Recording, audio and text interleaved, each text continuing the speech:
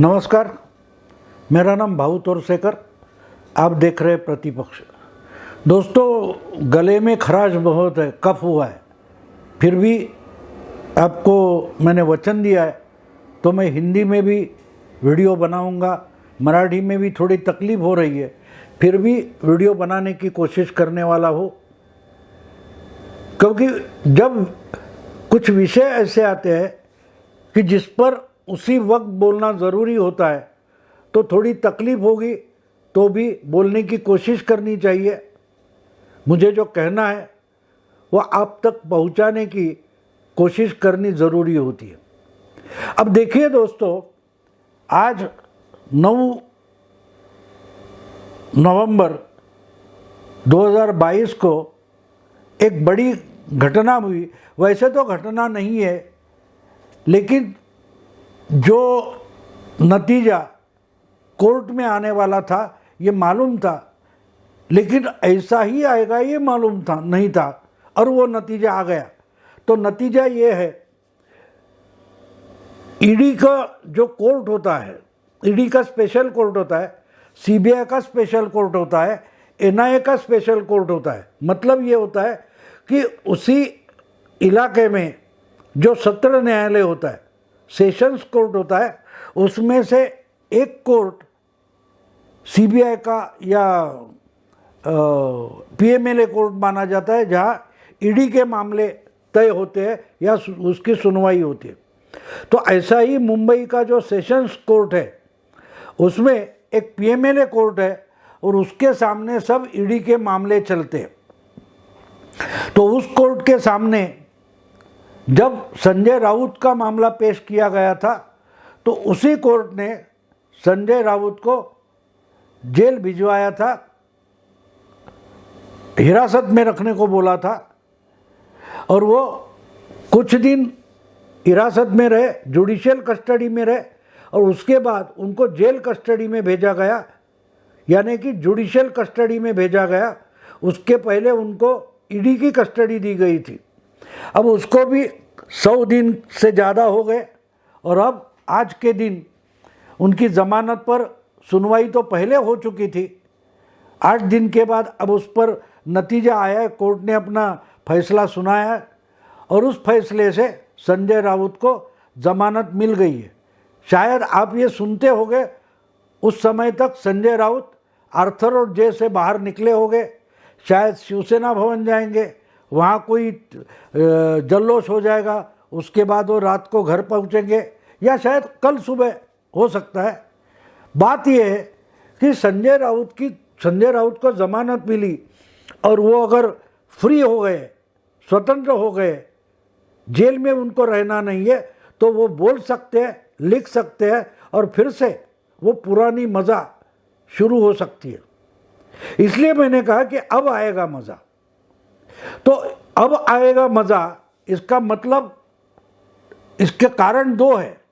एक तो फिर से संजय राउत सामना में लिखना शुरू कर देंगे, एडिटोरियल्स लिखेंगे, संडे को उनका जो स्पेशल कॉलम होता है वो लिखेंगे, उसकी मज़ा हम ले सकते हैं। और उसके सिवा वो शिवसेना के प्रवक्ता भी है, रोज़ के रोज़ इनके बाइट्स लेने अलग अलग चैनल के लोग पहुंच जाएंगे, और क्या बोलते हैं वो हमको सुनने को मिलेगा। और इसमें जो मज़ा होता है वो कुछ और होता है। लेकिन ये जो मज़ा है, इसके सिवा और एक मज़ा है। जिस समय पर मैंने हेडिंग में लिखा है कि सही समय पर उनको ज़मानत मिली है। अब आज का दिन, या यही नवंबर का ये पहला हफ्ता या दूसरा हफ्ता सही समय क्यों है, ये भी समझना ज़रूरी है। 100 दिन पूरे हुए और ज़मानत मिली, इसलिए मैं सही समय नहीं बोल रहा हूँ। सही समय मुझे इसलिए लगता है कि 2 दिन पहले ही राहुल गांधी की पदयात्रा महाराष्ट्र पहुंच गई है, और अगले कुछ 10-12 दिन और ये पदयात्रा महाराष्ट्र से मध्य प्रदेश की ओर जाने वाली है। इसलिए मैंने बोला कि राहुल गांधी पदयात्रा लेकर महाराष्ट्र पहुंचे हैं, उसी वक्त अगर संजय राउत जमानत पर बाहर आते हैं और अपना लिखना और बोलना शुरू कर देते हैं तो बहुत मज़ा आने वाला है उन्हें, बहुत मज़ा आएगा। क्योंकि आपको मालूम है बहुत सारे लोग प्रशांत भूषण से लेकर योगेंद्र यादव तक और बहुत सारे लिबरल लेफ्ट लोग इस पदयात्रा से जुड़ते हुए हम देख रहे हैं।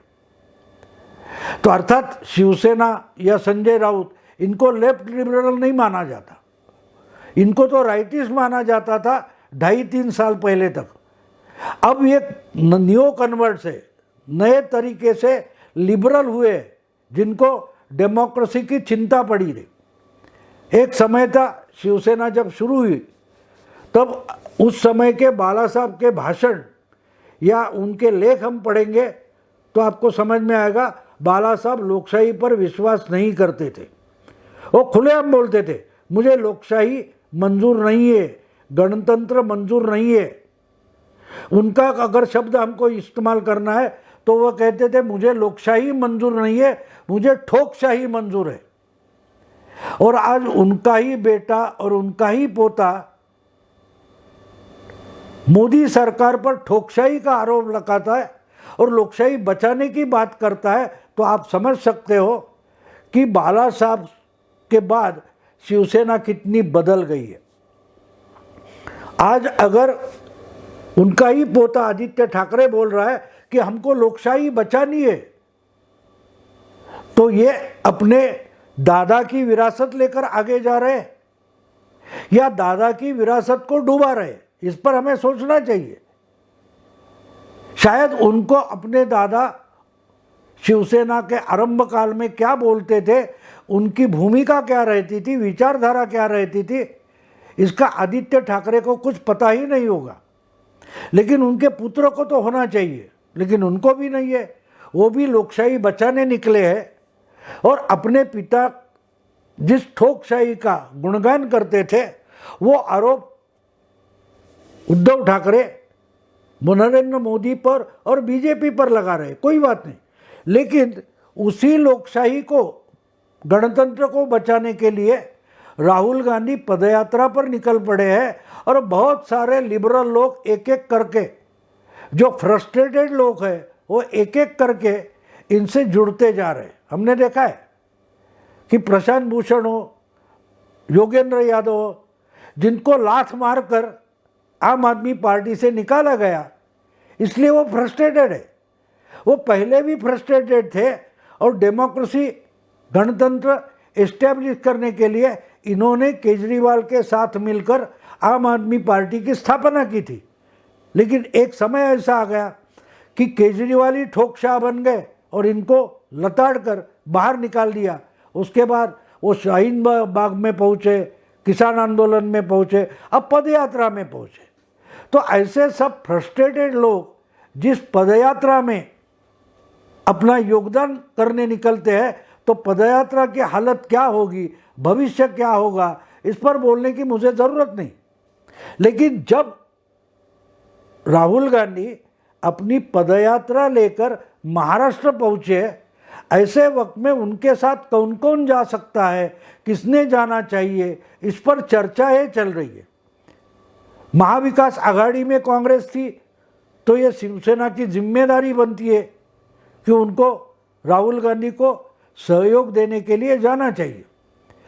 एनसीपी भी महाविकास आघाड़ी में थी, तो यूपीए में भी थी, तो उनको भी राहुल गांधी को साथ देने के लिए पदयात्रा में योगदान देना चाहिए। तो ये लोग तो, लेकिन चल रहा है कि कौन जाएगा शिवसेना से पदयात्रा में, कौन सहभाग लेने वाला है, एनसीपी से पदयात्रा में कौन कौन सहयोग देने के लिए जाने वाला है, इस पर अभी भी चर्चा चल रही है। राहुल गांधी वैसे तो पहुंच गए, लेकिन अभी भी इन दोनों पार्टियों से कोई भी नाम लेने जैसा बड़ा नेता पदयात्रा में राहुल गांधी के साथ जाकर नहीं मिला है, नहीं मिला है। चर्चाएं चल रही है। आदित्य ठाकरे ने बोल दिया कि हाँ, हमारी पार्टी ने तय किया है कि हम भी पदयात्रा में शामिल हो जाएंगे। एनसीपी के बड़े नेताओं ने भी बोला है कि हम भी उसमें शामिल हो जाएंगे। लेकिन कौन सा नेता उसमें जाएगा, उस पर अभी डिसीजन नहीं हुआ है। अब देखिए, एक तरीके से हम बहुत सारी जगह से जो खबरें आई है, जो सेक्युलर लिबरल मीडिया है, उससे हम सुन रहे हैं कि बहुत सारे लोग, आम जनता राहुल गांधी से जुड़ रही है, स्पॉन्टेनियसली लोग जुड़ रहे हैं।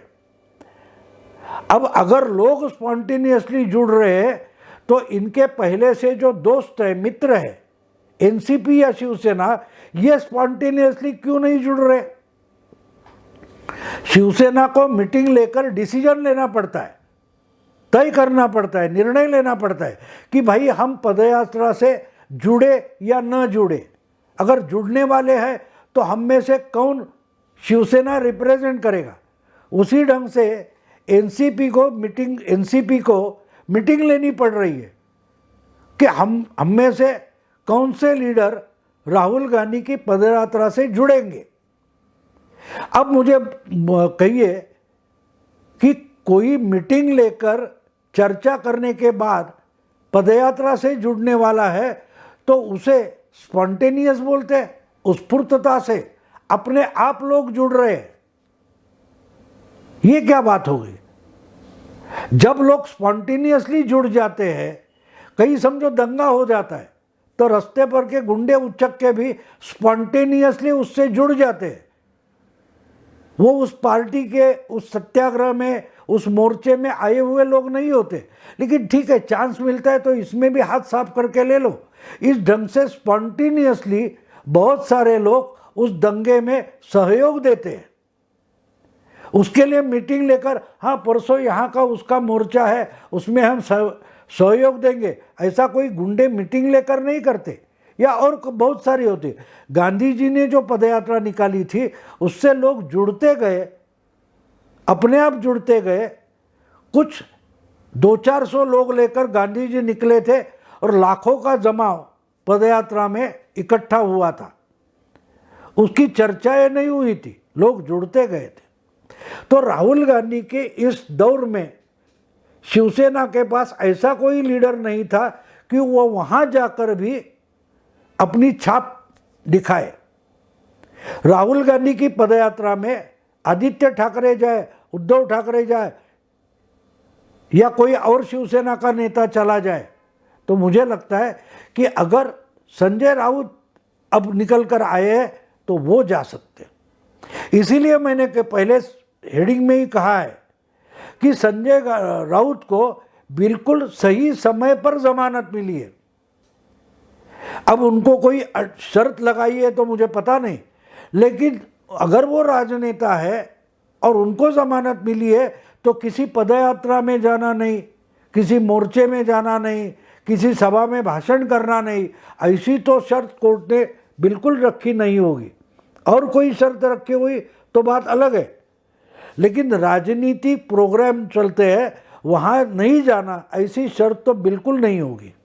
इसलिए मुझे लगता है कि शिवसेना के लिए ये प्रॉब्लम सॉल्व हो गया, क्योंकि आदित्य ठाकरे और उद्धव ठाकरे की तबीयत थोड़ी नाजुक है तो वो इतना चल नहीं पाएंगे तो वो नहीं जाएंगे।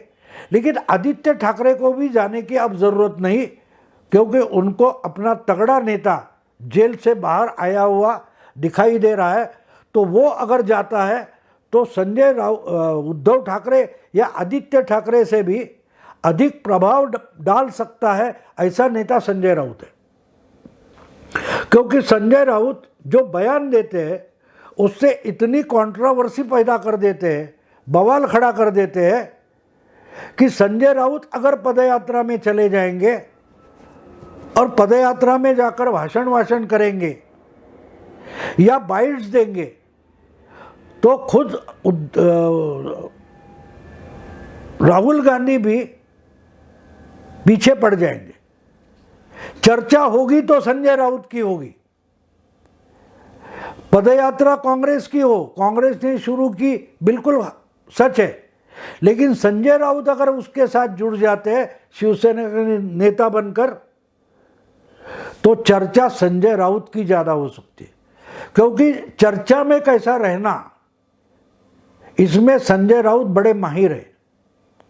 अगर वो राहुल गांधी की उस पदयात्रा से जुड़ जाते हैं और बार बार अलग अलग मीडिया के सामने अपने बयान देते हैं, तो मुझे विश्वास है कि खुद राहुल गांधी भी पीछे पड़ जाएंगे। पदयात्रा में चर्चा होगी तो संजय राउत पर चर्चा होगी, संजय राउत पर ही, उनके बयान पर ही डिबेट हो सकते हैं, चर्चा हो सकती है, बवाल खड़ा हो सकता है। और इसलिए मुझे लगता है कि शिवसेना की तरफ से पदयात्रा में अगर किसी को सहयोग देना चाहिए तो संजय राउत जैसा दूसरा कोई नेता हो ही नहीं सकता। अब बहुत आराम किया है उन्होंने, जेल में थे, 100 दिन की विश्रांति हुई है, आराम किया हुआ है, तो बड़े तरोताज़ा होकर बाहर निकले हैं। तो पदयात्रा में जोर शोर से कम 7-8 दिन पदयात्रा महाराष्ट्र से मध्य प्रदेश में प्रवेश करने तक राहुल गांधी के साथ संजय राउत खड़े रहे तो बड़ा मज़ा आने वाला है, बड़ा मज़ा आने वाला है। इसलिए मैंने कहा कि संजय राउत को सही समय पर जमानत मिली है और शिवसेना ने उनको ही शिवसेना का प्रतिनिधि बनाकर पदयात्रा में भेजना चाहिए, क्योंकि संजय राउत तो अकेले नहीं जाएंगे, उनके साथ कई 400-500 से ज़्यादा या 1000-1200 शिवसैनिक जाएंगे, वो अपनी स्लोगन चलाएंगे, तो क्या मज़ा आ सकता है दोस्तों। भारत जोड़ो यात्रा कांग्रेस की, राहुल गांधी की, और फोकस रहेगा संजय राउत पर, तो कितना मज़ा आएगा इसकी कल्पना करो दोस्तों, कल्पना करो। इसलिए मैंने कहा कि संजय राउत को सही समय पर, सही मुहूर्त पर कोर्ट की तरफ से जमानत मिली है, 2 दिन विश्रांति ले ले, लेकिन अगले 7 दिन अगर संजय राउत पदयात्रा में शामिल हो गए तो हमारा बहुत सारा मनोरंजन होने वाला है। हम उसकी प्रतीक्षा करेंगे। अगर ये वीडियो आपको पसंद आए तो लाइक कीजिए, शेयर कीजिए, सब्सक्राइब कीजिए। नमस्कार।